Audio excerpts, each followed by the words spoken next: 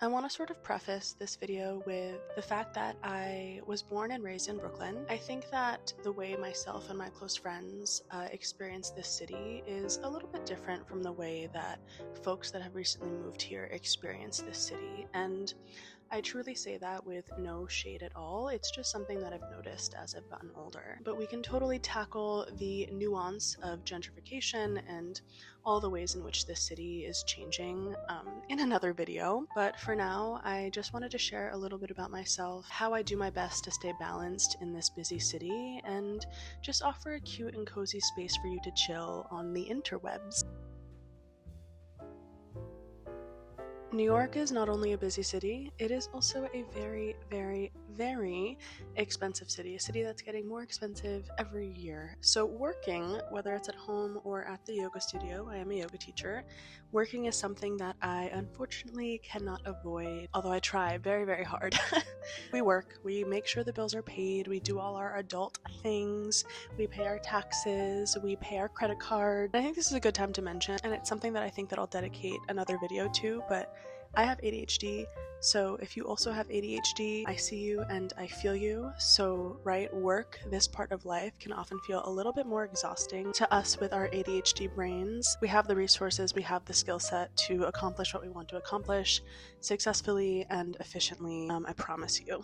If we work, we also need to play. Like I said, I am doing my best to find a sense of balance and longevity and to avoid burnout. So play and socializing and partying, if that is your thing, is just as important as your day job, your 9 to 5, your side hustle. So for those of us with busy schedules, finding time to play can feel quite challenging, and that is totally understandable, and I'm sure that you've heard this time and time and time again, but I can't stress enough how crucial it is for your mental health to get outside, to see people, to have conversations, to experience new things, new food, museums, art, parks, all of what this city and other cities and other places in the world have to offer. And I think having novel moments like these to look forward to and really leaning into work, life, emphasis on life, balance, is going to really positively impact your life just as it has mine.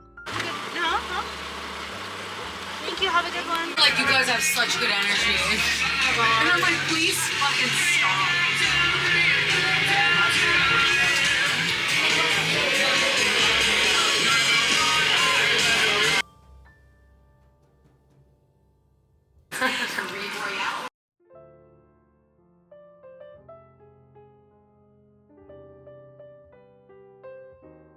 I know, I feel like I hate giving you my number and waiting. oh yeah, I hate it. Hi vlog! These glasses are crazy. Yeah.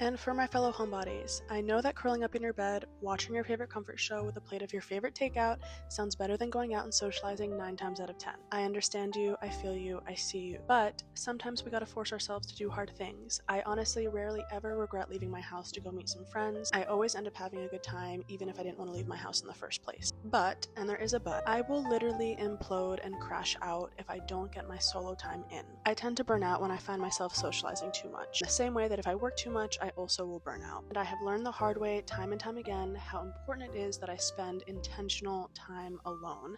Sometimes I really have to actually block out chunks of time in my calendar to do this. And as I've gotten older, I've realized that I am a true introvert. I'll put the definition up here. Being an introvert means that you power up, you recharge, you heal, you kind of find center by spending that intentional solo time, by actually having moments to yourself to kind of chill and relax and, like I said, come back to your center. Versus an extrovert, they kind of recharge and power up and heal and come back to themselves when they are around a lot of other people. So sometimes that little voice in your head that is begging you to stay home and not go out, sometimes that little voice is right. In order to avoid burnout or excess stress or anxiety, especially if you also consider yourself an introvert, it is so important to make sure that maybe you're blocking out those times to really just hang out with yourself and find your center. This last way that I do my best to find some balance while living in New York City is something else that you have probably heard time and time again. Other places in the world, it is a lot easier to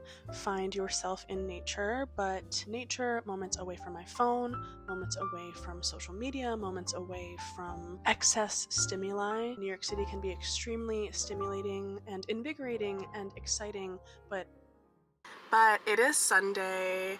Me and my friend are driving upstate. We're gonna do a little hike, a little stroll around the town, maybe take some cute pictures. Let's go.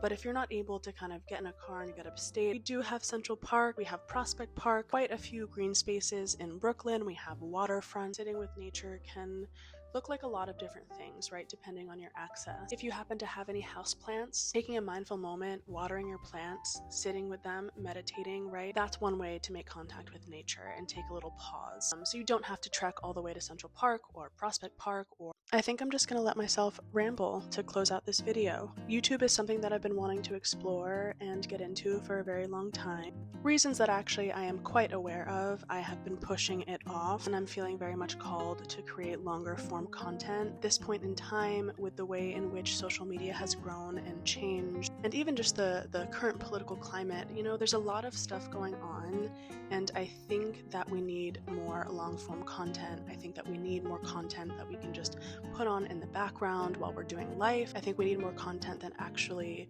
regulates our central nervous system, brings us back to calm, brings us back to the present moment, versus, you know, all this brain rot. And I think saying this is probably aging me a lot. Central nervous system stabilizing long form content over brain rot. So if you are here, if you stuck around for the entirety of this video and kind of listened to my ADHD spew stuff that I find important, I see you, I appreciate you, and I hope you stick around for future videos because this is something that I plan to continue doing. I'm having a lot of fun. YouTube is a really beautiful way to share bits and pieces of my life, things that I'm learning. Maybe you'll learn alongside me. I hope you have a really beautiful rest of your evening, your day, your afternoon. This world is beautiful and there is so much to be grateful for.